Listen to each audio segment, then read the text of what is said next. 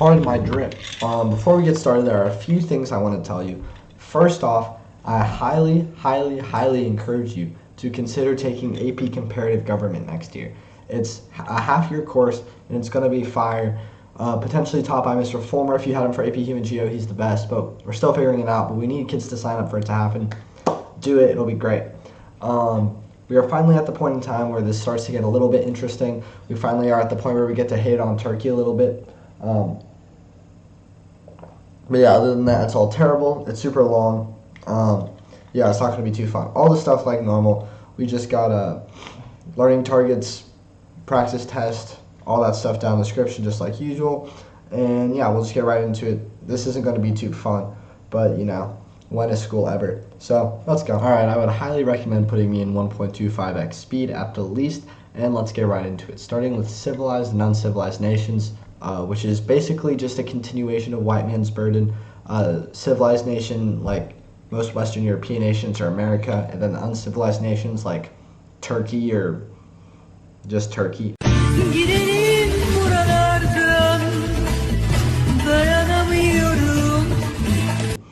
Like civilized nations are the ones that are like, they have a duty to maintain global order and help the uncivilized nations, etc., etc. It's just white man's burden.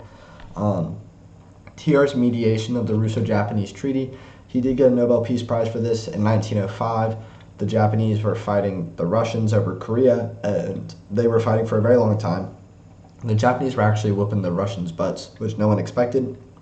And then Teddy Roosevelt was able to bring them to peace, and he won a Nobel Peace Prize. It just kind of showed America's, like, entering the world stage, basically. Speak softly and carry a big stick. This is the kind of diplomacy where, like, let's say Turkey was doing some shenanigans, doing something America didn't like. If we asked them to do something and they said no, well, we would take like 3 of our 11 aircraft carriers and just drop them right outside Turkey and then ask them again. And so we aren't necessarily doing any fighting. We are just illustrating our power and how we could absolutely smoke that pack per usual. So that was Teddy Roosevelt's philosophy. He just wanted to demonstrate power without actually having to fight. He wanted to avoid power through having a lot of strength. This is very similar to Donald Trump's foreign policy nowadays. And then the building of the Panama Canal. This is an example of big stick diplomacy and the Panamanian Revolt. Colombia was like, no, you can't build there. And Teddy Roosevelt went and parked a bunch of ships right outside Colombia. And then, sure enough, Colombia allowed Panama its independence, and America was able to build the canal. The Panamanian Revolt was just Panama gaining its independence with the help of America. U.S. role and effect on Latin American relations through the Panama Canal. The canal was completed in 1914, so after Teddy Roosevelt was out of office. It was a huge achievement, allowed for more trade, more warships passing through, etc., etc. But most of the Latin American nations were not huge fans. They saw it as American imperialism, America like stepping in when they didn't want them to. So it had a negative effect with almost every Latin American country. Roosevelt Corollary to the Monroe Doctrine. So the Roosevelt Corollary is just corollary is just an expanded version of the Monroe Doctrine. If you remember the Monroe Doctrine, it's just saying European nations cannot interfere in American affairs, and the Roosevelt Corollary is just that. It's like European nations, specifically Turkey, cannot interfere in not only American affairs, in the affairs of the Western Hemisphere. Anything that's going on in the Western Hemisphere, that is all America's business. Europe or anyone else has no concern with anything happening over here. U.S. actions resulting from the Roosevelt Corollary, obviously the Panama Canal, but furthermore, in the Dominican Republic, the U.S. took control of a bunch of customs houses to ensure debt payments to foreign investors, so they were kicking down doors there, taking control of stuff. And then they also sent troops to Cuba to oversee disputed elections. So America was kind of running the show in a lot of these Latin American countries, which obviously they weren't stoked about. All right, moving down, we got some dollar diplomacy. Okay, so this was William Howard Taft's idea that instead of military intervention, America should primarily do economic intervention. So they would go to these underdeveloped countries, the uncivilized nations like Turkey, and they would go and they would invest and start U.S. businesses in these countries to help make them more stable, make more profit, etc., and sort of A, help Americans, and B, in theory, help the country be more developed. This took place in like Nicaragua, Honduras, and even all the way in Liberia and Africa. If anyone could point to Liberia on a map, I will give you 2 pats on the back, but I doubt anyone can. Moral imperialism. So this is Woodrow Wilson's foreign policy idea that said that America should expand its empire to promote democracy and justice and bring it wherever we go. And then he went and took the Philippines and just shot everybody. So he didn't really listen to it that closely, but yeah, he went and he took over a bunch of places, was like, I'm going to bring you democracy, and then just did not do that at all. But the idea was moral imperialism, that we were doing the right thing for those countries. U.S. intervention in Mexico. Starting with the Mexican Revolution, it's a lot of names and it's a little convoluted. But there was this guy who was overthrown by this other guy who was super evil. And then this guy was overthrown by a different guy, and this guy's name is Victoriano Huerta. And he's basically the worst, right? He's like Xi Jinping, Che Guevara. He's not good. He's not as good looking as Che Guevara either. He just has none of the good attributes of a Latin American evil dictator. But he's not good. Woodrow Wilson doesn't like him. But eventually Huerta is overthrown, and then there's this sort of power void. And there's this guy Carranza and this guy Pancho Villa. And Carranza is more progressive and more American, and Villa is more like Mexican tequila is cadatata. And so Wilson likes Carranza. So he supports Carranza, but Pancho Villa doesn't like that. He wants to make Wilson not like Carranza. So he pulls up to New Mexico and shoots 17 Americans and then runs back to Mexico. And Wilson is like, yeah, no, that's not going to happen. And so he sends John J. Blackjack Pershing with 10,000 United States troops into Mexico, and they just start shooting at everything they can see, but they do not find Pancho Villa. And the political instability in Mexico continues all the way up to World War I and beyond. So yeah, that's that. All right, moving on, we have the outbreak of World War I in Europe. Finally, something exciting, something to talk about. Turkey loses, so I'm all for it. So it starts when the Archduke of Austria, Franz Ferdinand. So if you're lonely, you know I'm here waiting for you. I'm just a crosshair. No, sadly not that Franz Ferdinand. The Franz Ferdinand from Austria, I don't know, but anyway, some free Serb, because, Balkans are always messing stuff up, goes and he shoots the Archduke Ferdinand, starts this big war, Russia, France, and Britain versus Germany and Austro-Hungary. And yeah, it's just a big old brawl. And at first, the U.S. is like, we ain't getting into all that because that's their problem. But public opinion shifts over time. One of the reasons for that is submarine warfare. Britain is an island, right? And so Britain has to import most of its stuff because it's in a food deficit. And Germany's plan was to have a bunch of submarines stopping ships to import food, weapons, etc. to Britain as a means of ending the war sooner. So they would send all their submarines in a little bubble around Britain, and they just shoot every ship that went into it. One of these ships was the Lusitania, and it was a British passenger liner that was sunk by a German U-boat. Killed 124 Americans, and the Americans were American populace was outraged by this. It pushed America one step closer to joining the war. And then there's the election of 1916. First, there's the Republican candidate, Charles Evan Hughes. He criticized President Wilson for being inactive. He wanted a stronger military. He wanted a more aggressive stance against Germany. He wanted to be more involved in the war. And then the Democrat candidate was Woodrow Wilson, who was the incumbent, and he ran on the fact that he had just kept them out of war in his first term, and he will keep them out of war in the second term, which is generally fairly appealing to not go to war.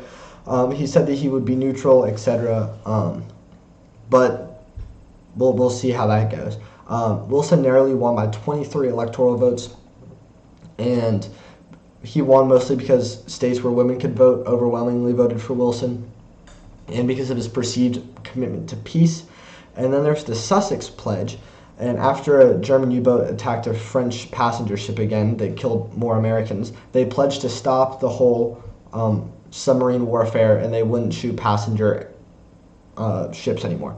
And then about a year later, they start shooting passenger ships again because the casualty count isn't high enough, apparently. But then there's peace without victory. And Wilson delivered this speech or whatnot. And he was talking about this post-war utopia where it's like a global government and we all come together and we work together and we don't have to fight anymore because we're all friends, emphasizing just peace and awesomeness. Obviously, that's never going to happen, but it's okay. But yeah, Wilson was a big working together globally kind of guy. And that's important. His 14 points, I think they come up later, that's a big part of that. And then the renewal of unrestricted submarine warfare is basically Germany was like, all right, we're losing the war, we might as well just go blow everything up. And then, my goodness, the biggest blunder of all time, the Zimmerman telegram. Oh my goodness, it's like that one, like Darth Vader where, actually, Jake, could we get it on the thank you, Jake. Yo, dudes, the Empire's pretty chill. Maybe you could, join it or something. But yeah, that didn't work. The telegram got intercepted before it got to Mexico, and the Brits intercepted it, and they showed it to America. And Wilson was like, oh, hell no, we ain't doing that. And so he declared war on Germany. That was the final straw. The Zimmerman telegram was basically saying, Mexico, you should go to war with America, and you can, keep Texas or something stupid like that. And everyone knows Mexico would not have stood a chance, so I don't even know why they would propose something so foolish, so silly of them. But yeah, that was the final straw. That is what brought America into the war. So yeah, it's kind of like the Pearl Harbor of World War II. This is what awakens the sleeping beast of the United States.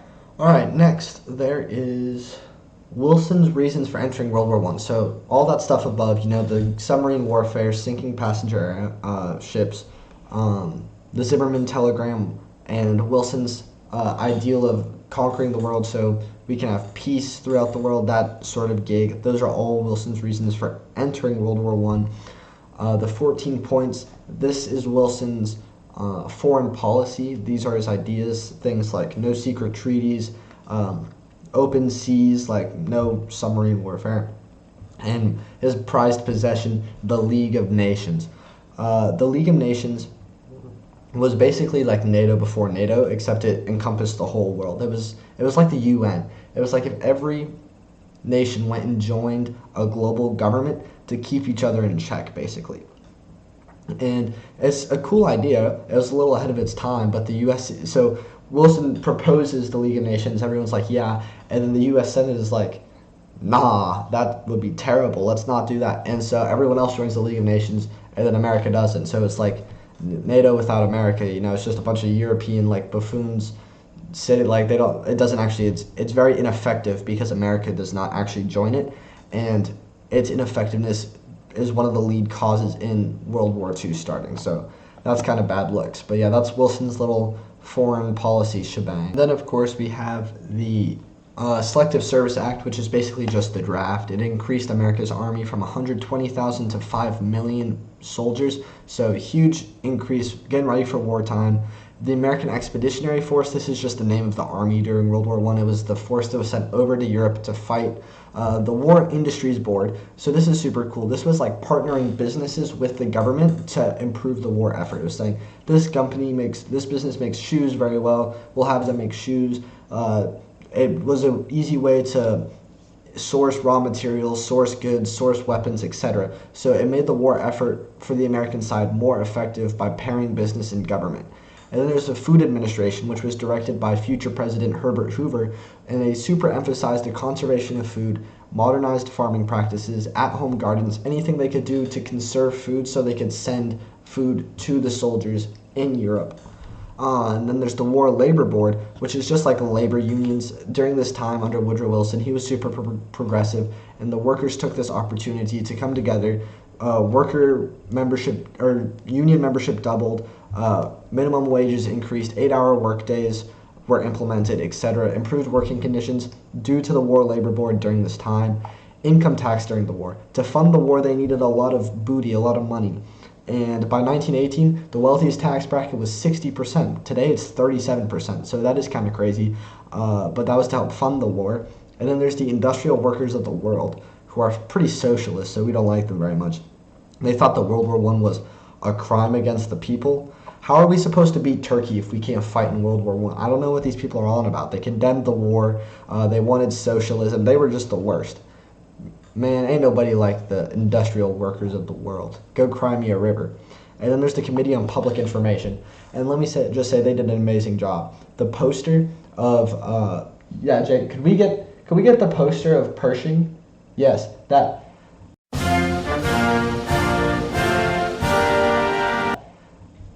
It's like, you're telling me that's not like the hypest thing. If I saw that, I'd go to war. I don't even care. It's just beautiful.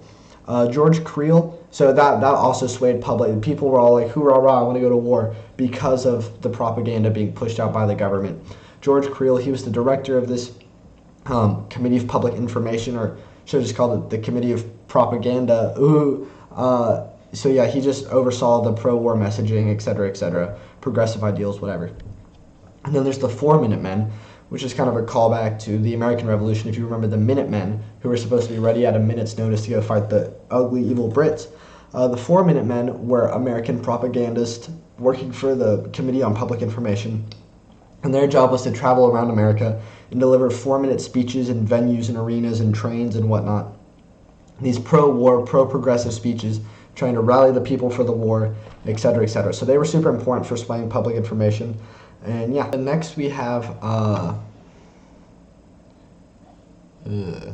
women's suffrage.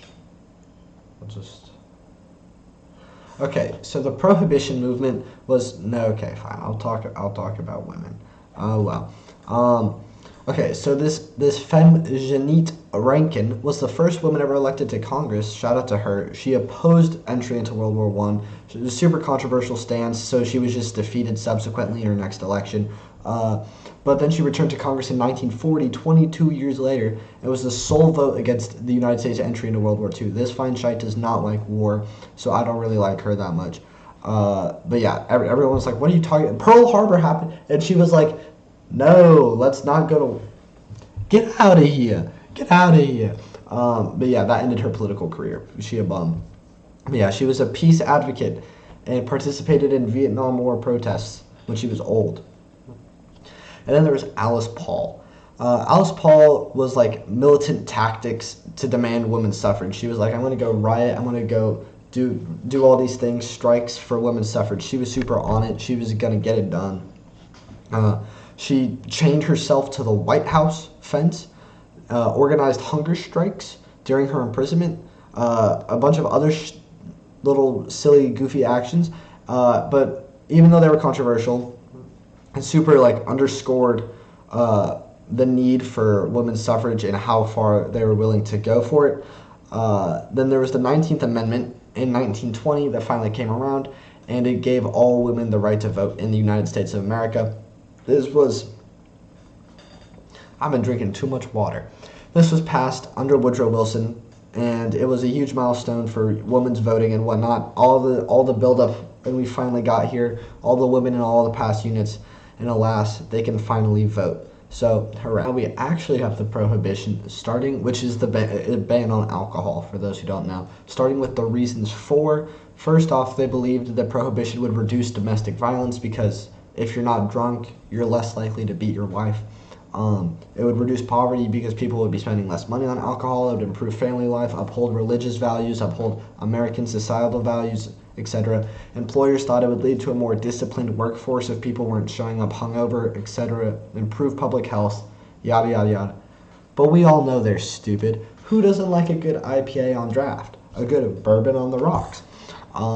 Prohibition is obviously a violation of personal freedom.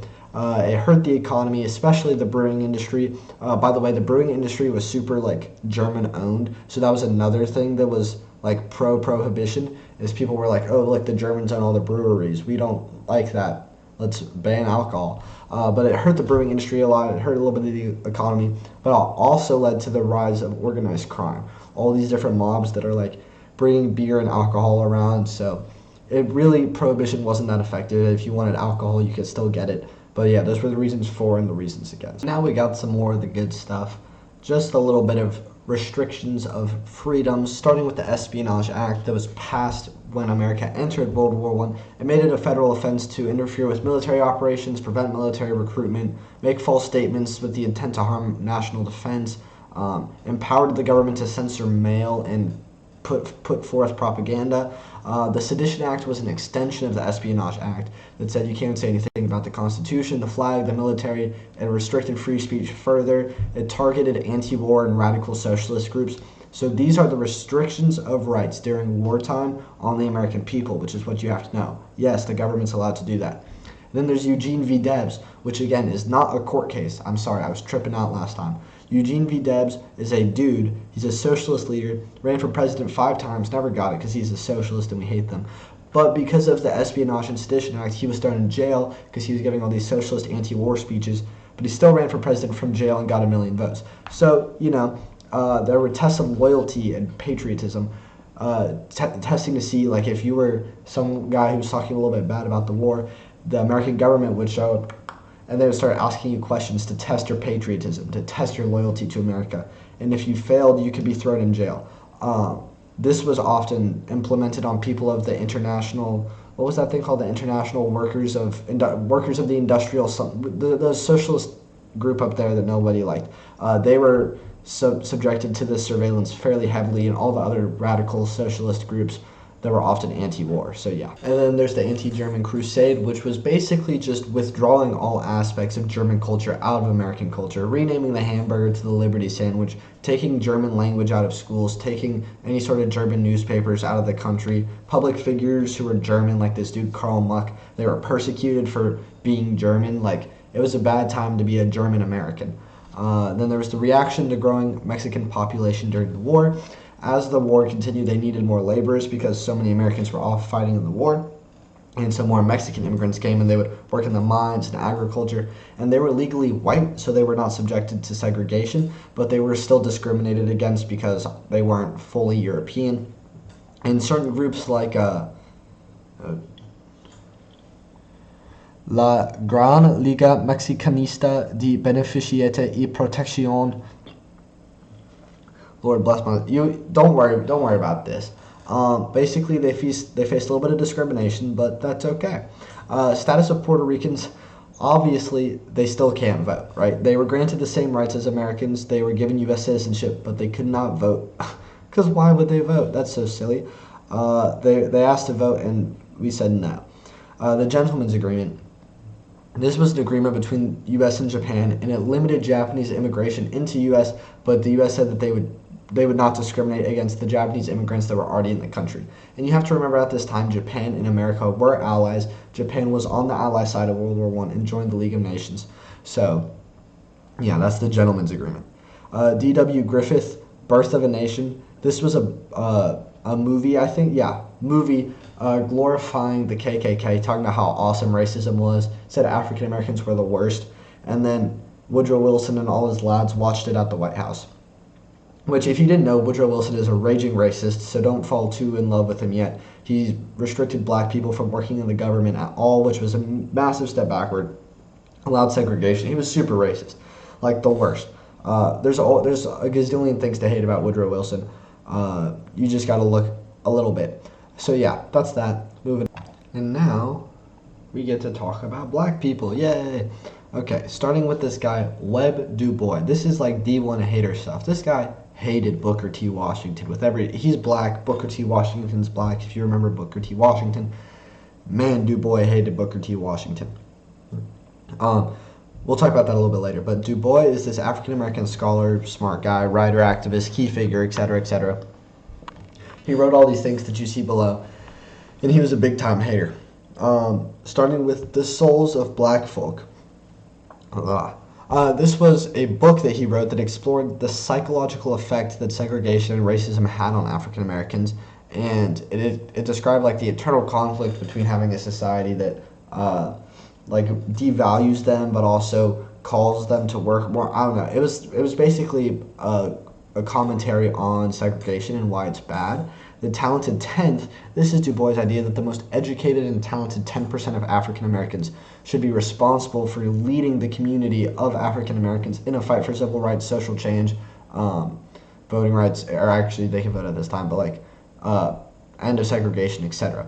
The Niagara Movement, this, gotta watch my words there, Group was founded by Du Bois, and they opposed Booker T. Washington because Booker T. Washington was super pro-accommodational policies, which is basically, segregation is okay was his stance.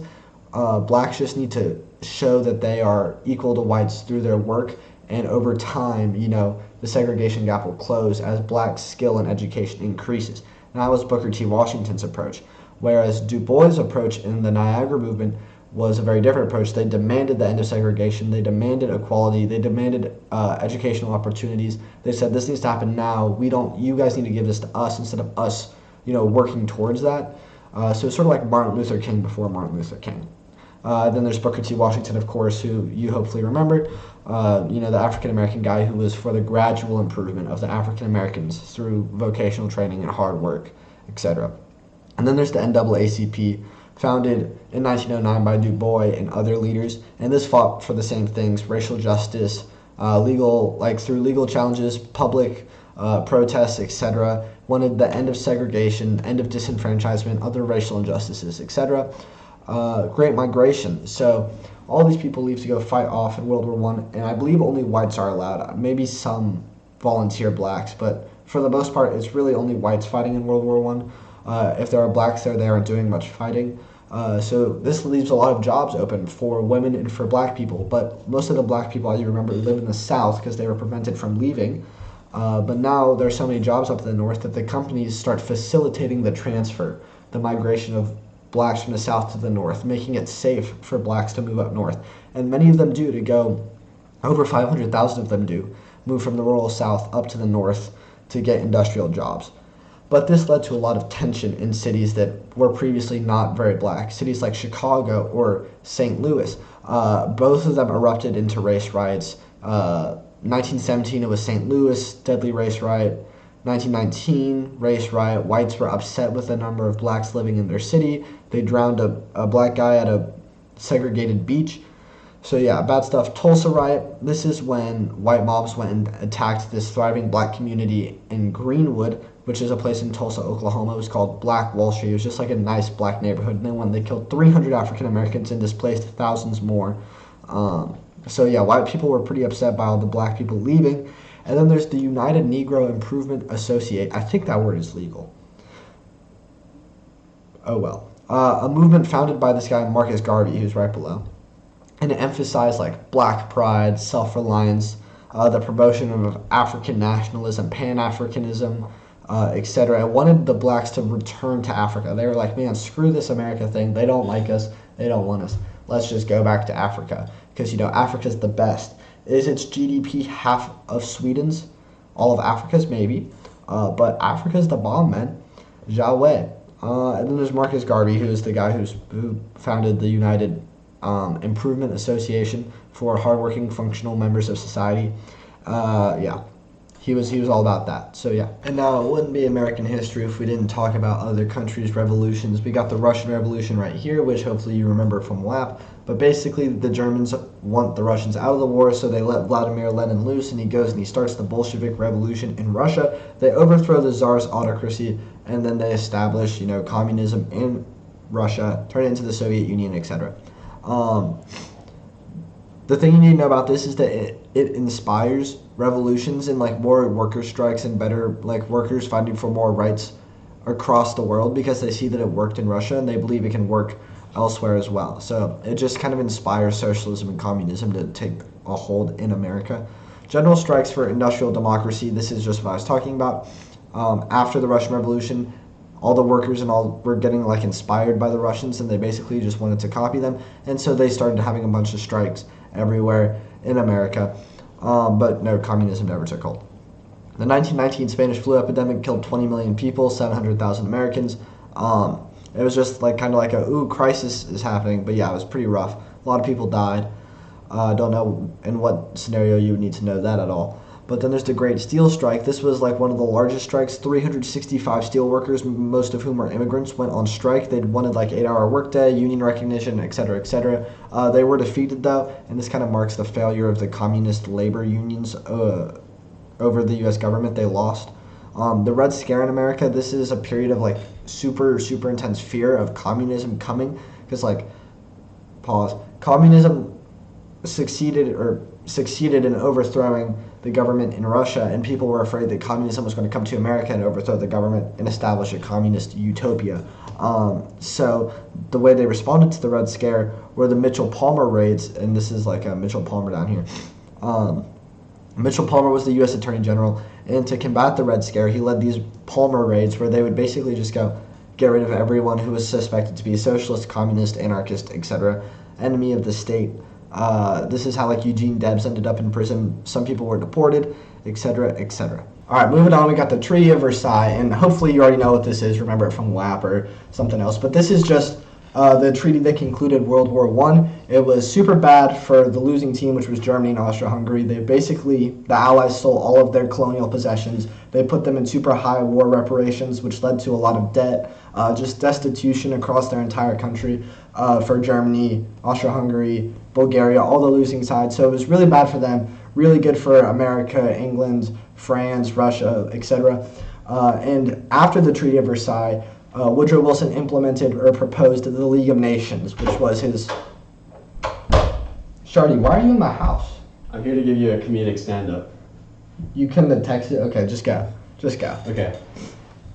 I took an Ancestry.com, and it turns out I'm 15% African American. No, you're not. There's no way. Yeah, okay. And at 15% African American, I'm not from Wakanda.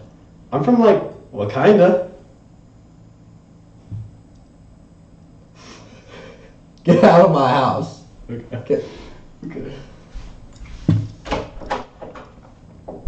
Yeah, so the League of Nations was just like a global government, and their purpose was to bring in all the different nations in the world and monitor them to sort of stay in balance. No one was taking over too much territory. No one was controlling everything. It was to prevent another big war. This big government would foster peace, etc., etc., etc.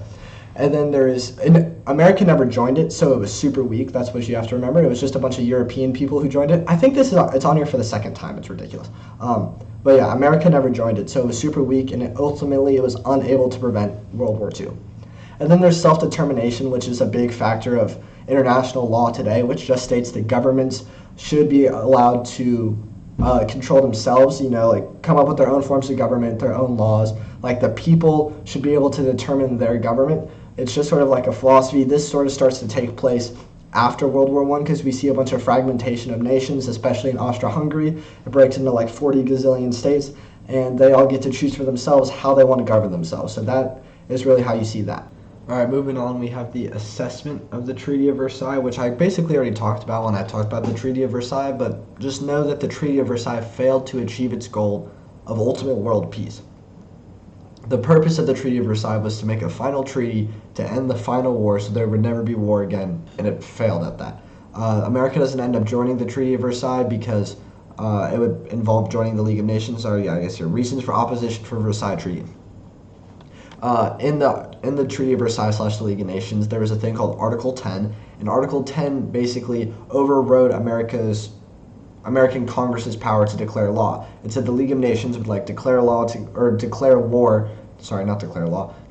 together, or U.S. wouldn't have the right to go declare war on their own. And Congress was not happy about that. They feared that they would be drawn into conflicts unnecessarily, and that they wouldn't be able to retaliate. And so they were like, that is not chill. So that was one of the main opposition. And people were just disillusioned with war.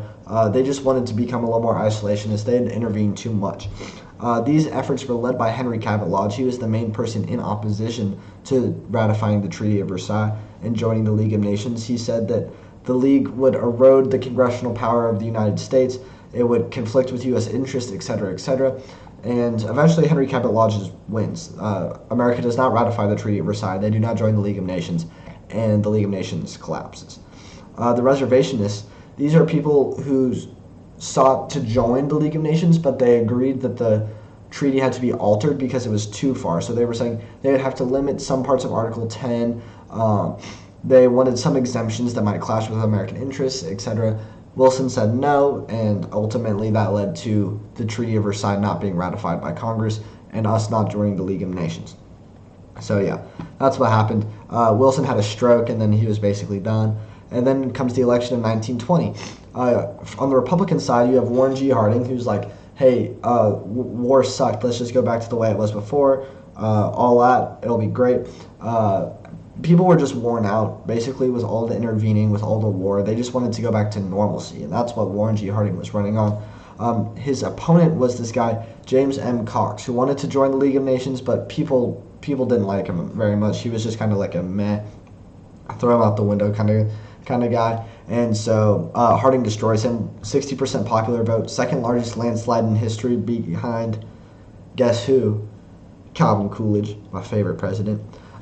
So he is the second largest popular vote landslide in history, or I guess behind George Washington, who got every vote. But yeah, Warren G. Harding smashes James M. Cox. He's obliterated. And then, yeah, the Treaty of Versailles collapse. America does not join it. The League of Nations fails. Yeah, pretty easy. Moving on to chapter 20. All right, moving into chapter 20, we got, these two Italian dudes.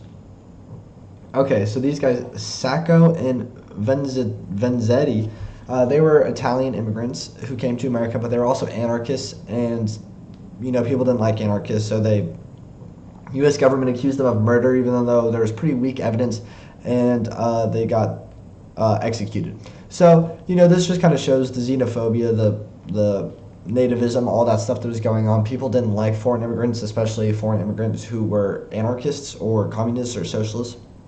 So yeah, they got killed. Just kind of shows the state of American society. The business of America is business. Sounds like something a supervillain would say, but it's actually something a superhero said. Calvin Coolidge said that. He's my GOAT. My favorite Calvin Coolidge line, I'm for economy, and after that, I'm for more economy. He's my GOAT. He got these two lion cubs when he became president as a gift from England, and he named them tax reduction and budget bureau. I have a book. If anybody wants to read this, let me know. I read it. It's banger. Calvin Coolidge is the coolest president ever. But yeah, business of America is business. That was Calvin Coolidge's philosophy. He kind of let it go. Super laissez-faire, whatever. Minimal regulation. There's a lot of demand after the First World War, so that really just drove business. Calvin Coolidge just stepped back, took some naps, didn't say too much, called it a day. What a lad. So yeah, super pro-business. Factors contributing to rapid economic expansion. The industrialization that happened during World War I allowed for lots of manufacturing. There's a lot of technological innovation. Credit allowed for a lot of innovation. Rising consumer demand was a huge part of it. Europe was super destitute, so America had a new selling base because they could sell things to Europeans who couldn't manufacture it themselves. So yeah, it was all going pretty good. Automobile manufacturing. This is one of the big ones. Henry Ford / Fordism, if you remember this from human geography. I think this was also on the last learning targets. But the cars come down the assembly line.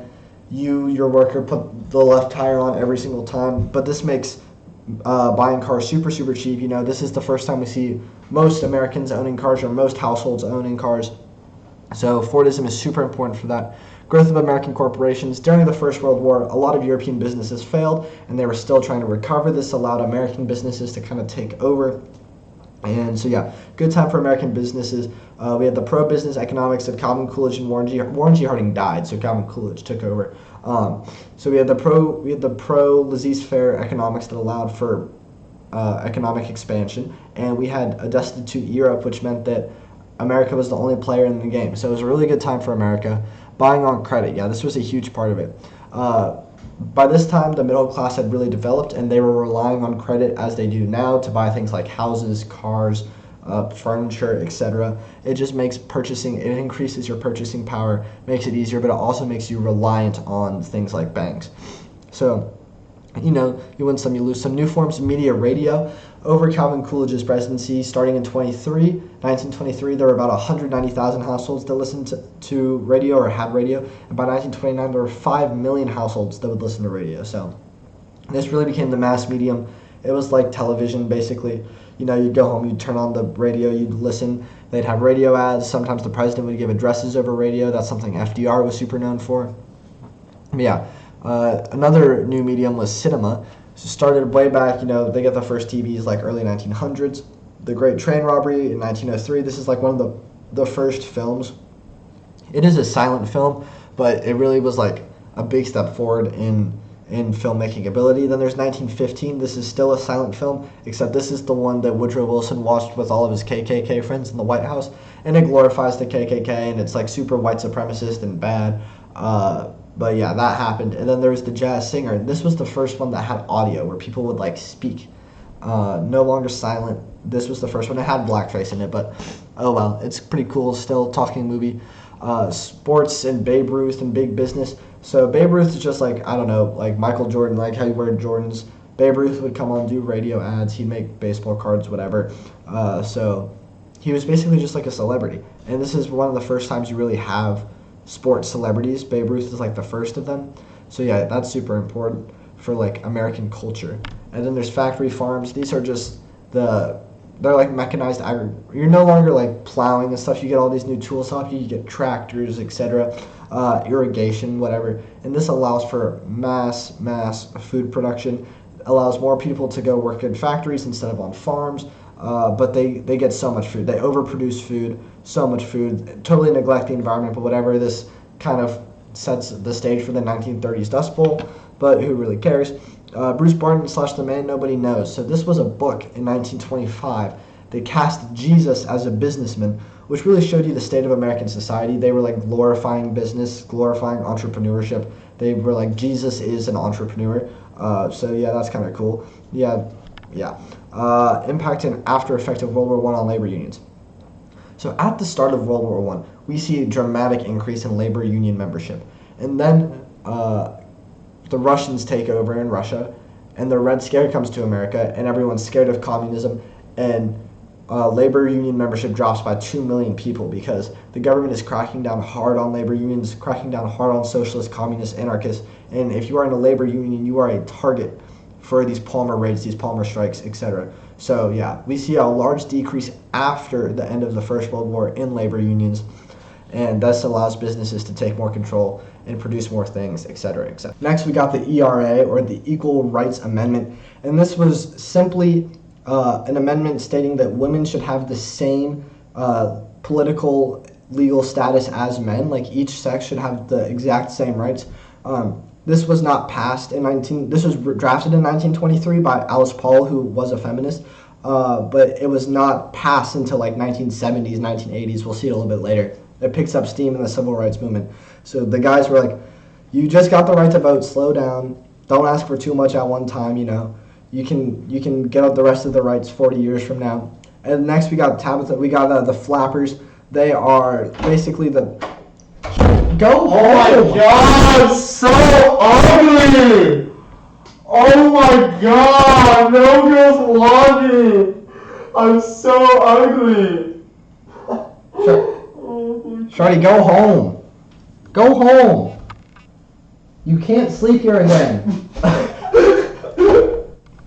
Sorry, Sharty's home now. The flappers are just like, you know, the strong, independent woman who wore the scandalous clothing and went out and party rocked, you know, like the modern day equivalent of a bop, basically.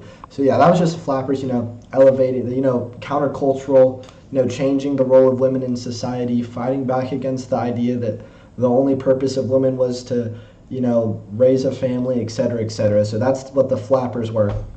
A big thing in the 1920s, whatnot. But yeah, let's move on. All right, let's keep going. We got Warren G. Harding. Now, he was the president from 1921 until 1923 when he died. Political-wise, his political outlook was super heavy on the return to normalcy after World War I, super pro-business, limited government, super isolationist, going back to the way it was before the progressives.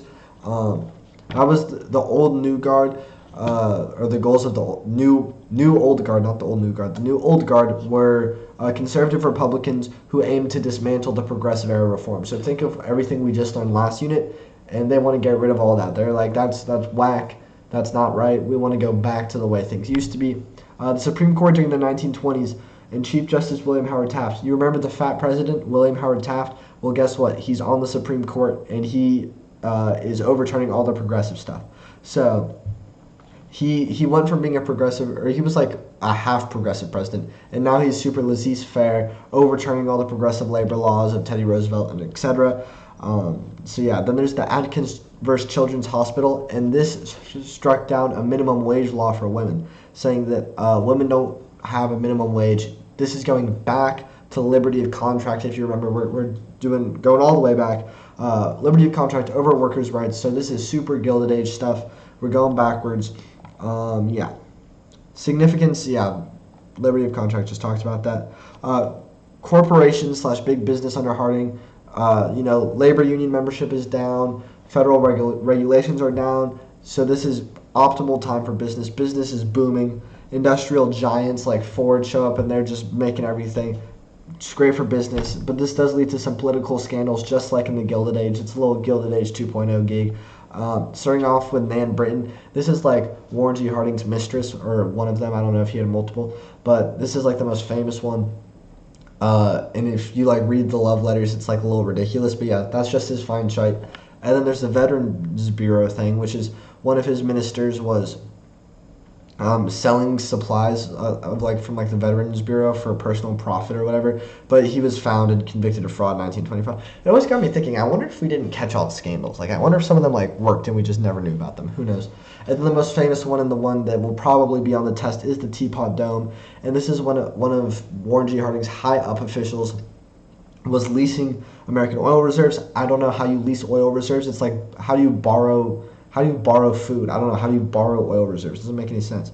But yeah, they were leasing oil reserves to private companies, and then the guy who was the Interior Secretary, Albert Fall, was just pocketing all the profits. So, but he was found and convicted and went to jail. And then there's our glorious king, Calvin Coolidge. Harding died, and then Calvin Coolidge just came and continued Harding's pro-business agenda, and it was super hype. And then he won the 1924 election in the largest landslide victory ever seen as far as the popular vote goes. Won by 26 percentage points. It was ridiculous. Then he chose not to run again in 1928, so he did not lose. He just chose not to run because he's a humble guy like that. And then there was the McNaughton bill. This proposed McNary-Hagen bill, and this proposed federal price support for farmers, basically assistance to farmers. The federal government would buy surplus crops so the farmers didn't lose them. But Coolidge vetoed it twice because ain't nobody need all that. Coolidge was a very small government guy. He said that the McNary-Hagen bill overstepped the bounds of the government. Anyway, now we will continue moving on. All right, now to get into some Republican foreign policy, starting with isolationism. People were super tired after Wilson was always interjecting everywhere and going everywhere, being super globalist, and they were like, we just want to come back to America and chillax. And so that's what they did. Warren G. Harding, Calvin Coolidge, Herbert Hoover all extended the policy of isolationism, staying out of alliances, not joining the League of Nations, keeping to themselves in America, high tariffs, etc. The Washington Naval Arms Conference. This was a conference that wanted to curb the power of all the navies in the world because to support free trade and to lower tensions. So they were all it limited the total tonnage of ships you could have in your navy. So it was really reducing tensions. They're we all got to chill out a little bit. Let's pull it all back. And so it helped to ease tensions by reducing everyone's navy. The Fordney-McCumber tariff. So this is the highest tariffs ever. So it's a little contradictory to free trade, but it really helped America because it protected American industry, and it super hurt Europe and Asian industry because America wasn't buying their stuff because it was too expensive. And so it was super good for Americans, super not good for Europeans, but yeah, American business made a lot of money off of it.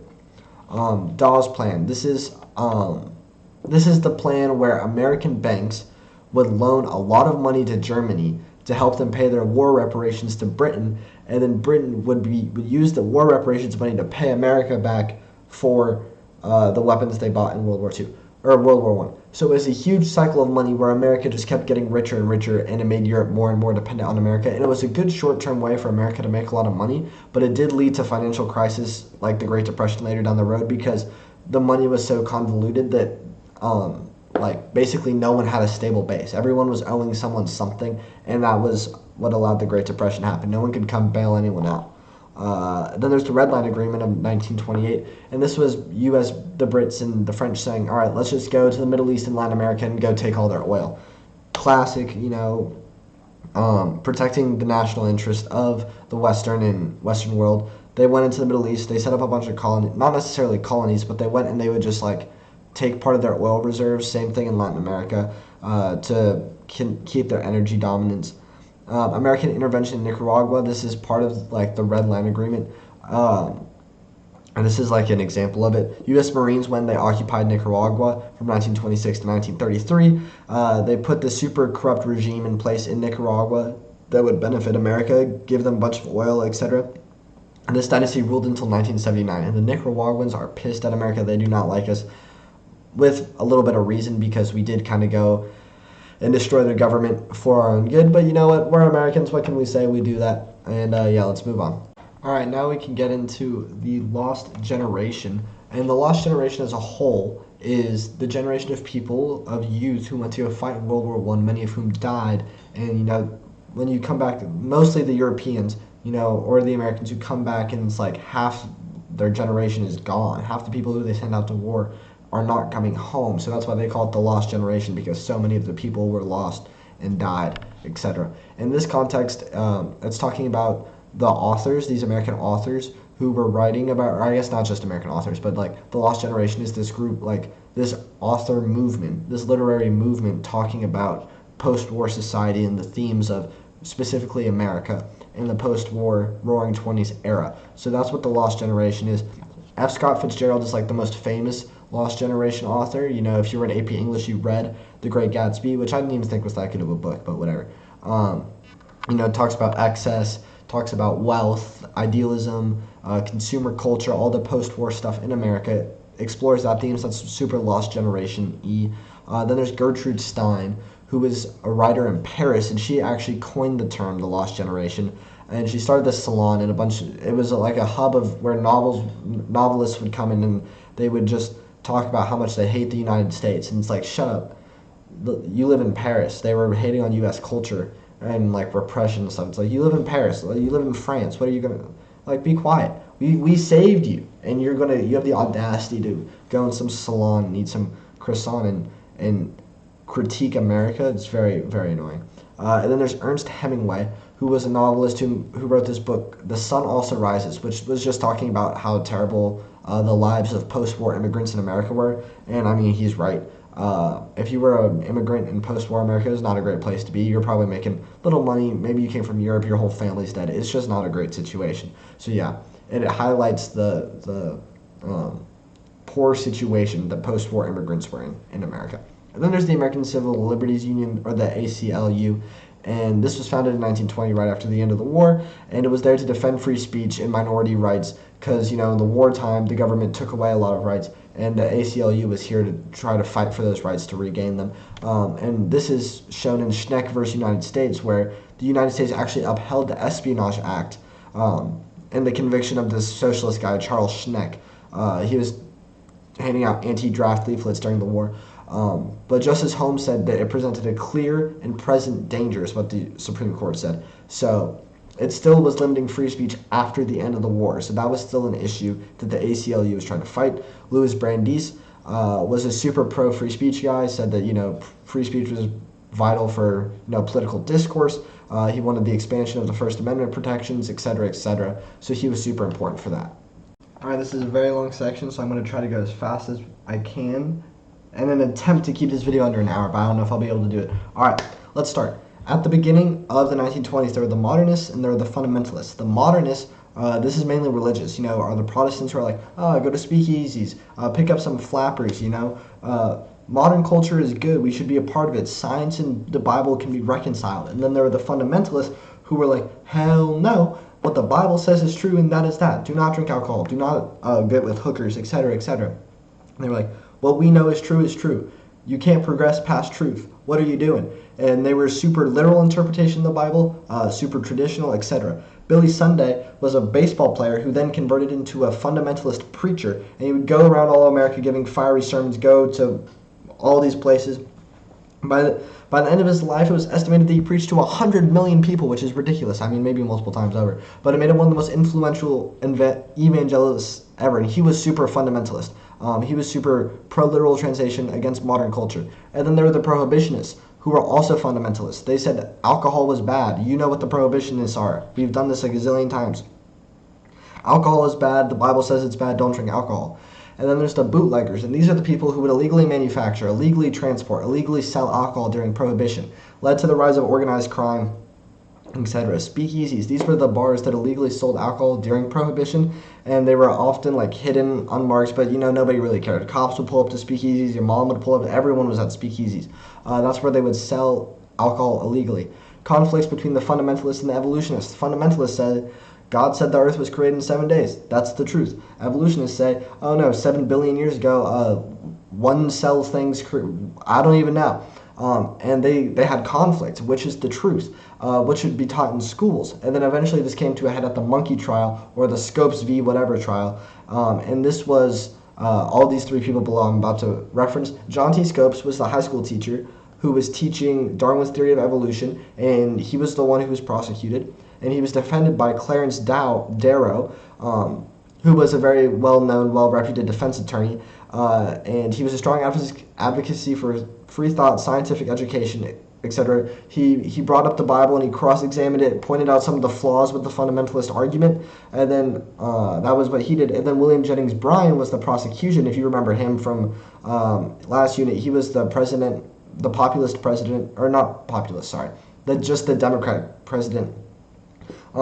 And he was like against the gold standard, all that stuff. But now he's back, and he's super, super fundamentalist, and he's prosecuting this guy, John T. Scopes. He's in favor of the fundamentalist theory, of the biblical theory for the creation of the world. But he low-key got clamped up by Clarence Darrow. Darrow low-key handed it to him. But nonetheless, John T. Scopes was found guilty, fined $100. The ruling was later overturned by a higher court a few years down the road. But the fundamentalists won the court case, but this is bad PR. William Jennings Bryan got low-key cooked. And then Clarence Darrow, so this got really bad PR for the fundamentalists, and the modernists really won this battle.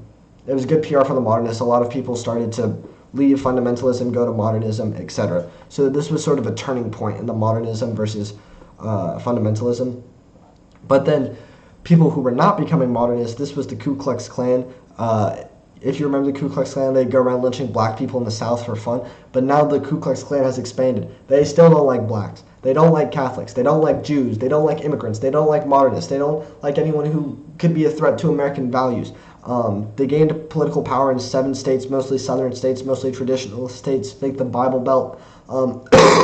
Sorry, I'm still a little sick.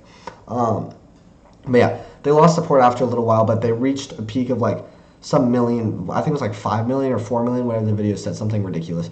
And then there's the Emergency Quota Act, and all of this nativist sentiment, everyone is flying around, no one knows what's happening, and the Emergency Quota Act says, okay, we're setting a restriction on European immigration, saying that a single ethnicity cannot make up more than 3% of each nationality in the United States, meaning if 3% of America is German, no more German immigrants can come in. This is specifically targeting Central and Southern Europeans because Americans don't really like them that much.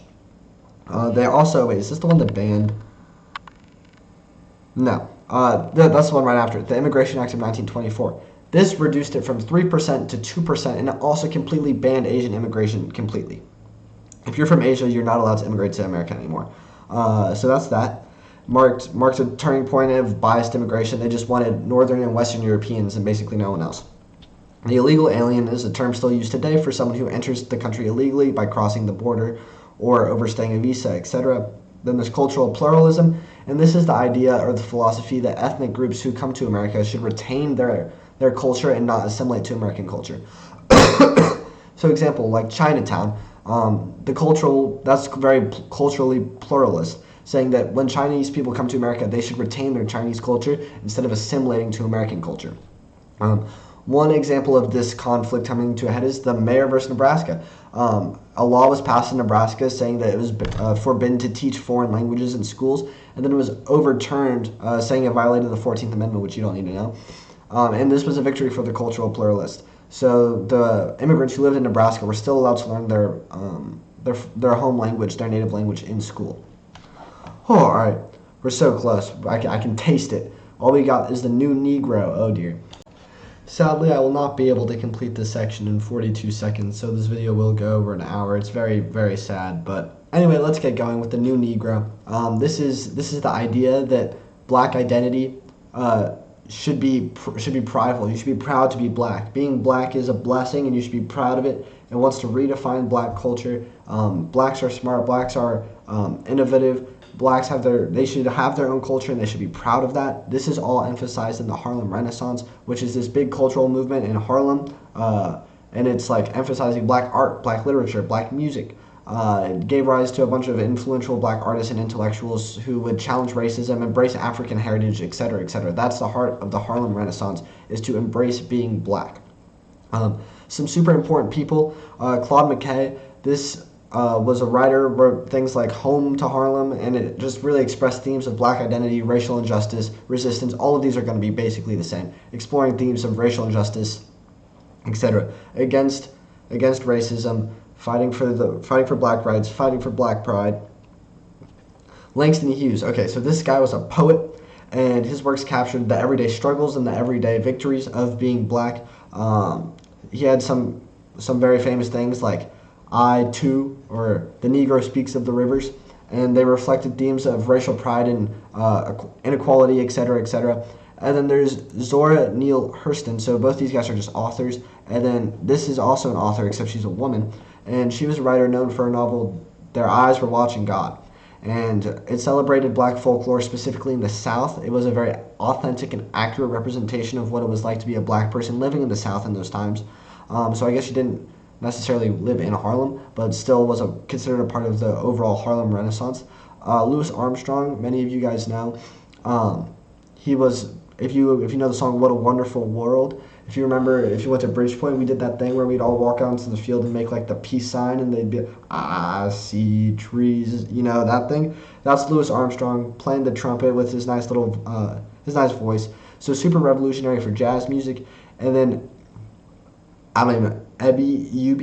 Mr. Blake, we'll call him Mr. Blake. He was a composer and pianist who helped shape early jazz music. He got this musical called Shuffle Along. It was a huge part of bringing black plays, black musicals into Broadway to perform in front of large audiences. So that was super important. And I just want to say, shout out to these people. I was talking to my dad about this earlier. Like, you know, you see some things today, and you know, people fighting for like racial equality, and sometimes you're like, these people have legitimate stuff to be angry about and legitimate stuff to be upset about. And so I applaud them for going out and inspiring change through their own merit and through their own intellect. And, you know, I think that's just worthy of it. And, you know, you look here today and you think, do people really have something to be angry about? These people definitely did. So just shout out to them for all that. And we finally did it. Just over an hour. I deeply apologize. But yeah, we'll do great on this test. This should be so much easier than the last test. Last test was ridiculous. Yeah, it was terrible, but this should be better. We're finally at somewhat interesting stuff. Next unit will probably be rough, and then it's World War II, and it's all fun from there. But yeah, good job, guys. We'll get some A's, and yeah, see you next time. Okay. Can I demonstrate? Yeah. Okay. So I did an Ancestry.com, and it turns out I'm 15% African American. And at 15% Really? African American, I'm not from Wakanda. Fuck. Oh my god, what is going on?